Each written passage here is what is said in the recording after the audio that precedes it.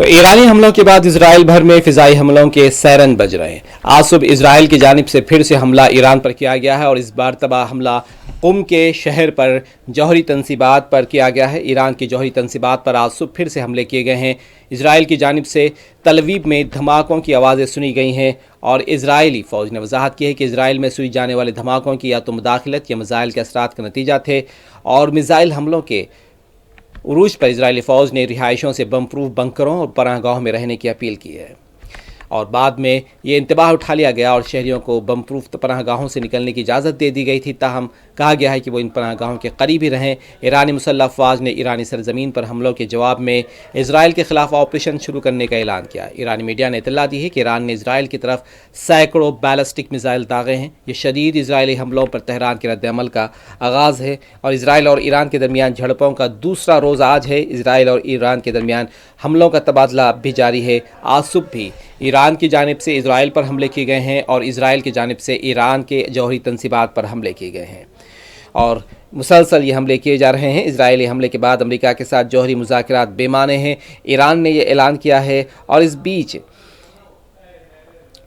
Trump نے پھر سے کل دھمکی دی تھی اور انہیں انتباہ دیتے ہوئے کہا کہ ایران کے پاس اب آخری موقع ہے، یعنی ایران کے پاس اب موقع ہے کہ وہ یا تو تباہ ہو جائے یا ایران نقشے سے ملبے میں بدل جائے، اور یا پھر وہ مذاکرات کی میز پر آئے ہیں۔ یہ ٹرمپ نے دھمکی دی تھی، ہم نے ایران کو ڈیل کرنے کا موقع دیا، ٹرمپ کا یہ کہنا تھا۔ اگلے حملے اس سے بھی زیادہ جارحانہ ہوں گے، ٹرمپ نے یہ دھمکی دی ہے۔ اس سے پہلے امریکہ نے وضاحت کر دی تھی کہ اسرائیل کی جانب سے حملوں میں ایران یا امریکہ کا کوئی عمل دخل نہیں ہے، لیکن بعد میں ٹرمپ نے یہ اعلان کیا اور کہا واضح طور پر کہ ہم نے ایران کو ڈیل کرنے کا بار بار موقع دیا، اور اگلے حملے جو اسرائیل کی جانب سے کیے جائیں گے وہ اور زیادہ جارحانہ ہوں گے۔ کل رات کی یہ بات ہے، ایران کو سمجھوتے تک پہنچنا ہوگا، اور اس سے پہلے کہ صبح ختم ہو جائے اور ایرانی سلطنت کے نام سے مشہور ریاست کا ملبہ باقی رہ جائے، ایران کو ڈیل کر لینی ہوگی امریکہ سے۔ یہ دھمکی کل امریکہ نے دی تھی۔ امریکی صدر ڈونلڈ ٹرمپ نے ایران کے عین وسط کو نشانہ بنانے والے اسرائیلی حملوں پر تبصرہ کرتے ہوئے کہا تھا کہ ہم نے ایران کو معاہدہ کرنے کے موقع دیے تھے، اور ٹروتھ سوشل میڈیا پر انہوں نے کہا کہ ایران کو ایک معاہدے تک پہنچنا چاہیے اس سے پہلے کہ یہ سب ختم ہو جائے اور جسے کبھی ایرانی سلطنت کے نام سے جانا جاتا تھا اس کا ملبہ ہی بچ جائے۔ دھمکی دیتے ہوئے ٹرمپ نے یہ بیان دیا تھا اور ساتھ میں کہا تھا کہ ایران کو ڈیل کر لینی چاہیے، لیکن آج دوسرا روز ہے، اسرائیل اور ایران کی جانب سے ایک دوسرے پر حملے جاری ہیں اور دونوں ایک دوسرے پر حملے کر رہے ہیں۔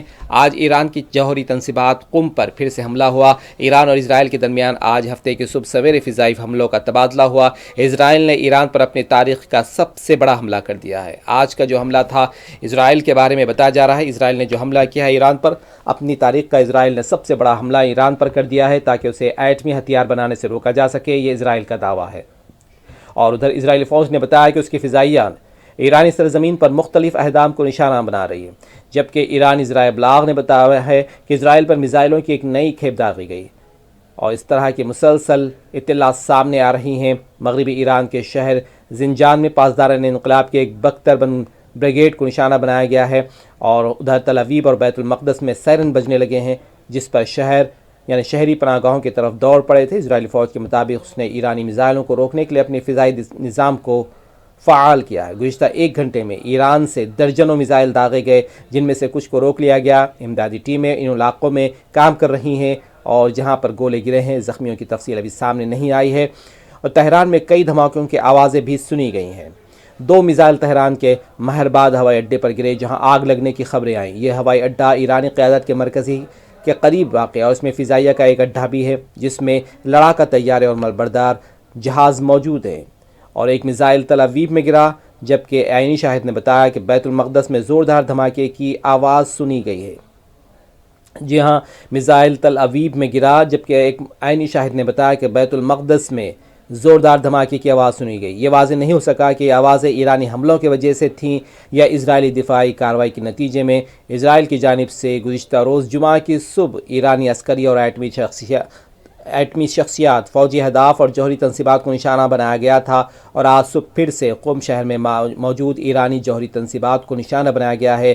اسرائیل میں ہلاکتیں بھی ہوئی ہیں اور زخمی بھی کئی لوگ ہوئے ہیں، عمارتوں کو بھی شدید نقصان پہنچا ہے۔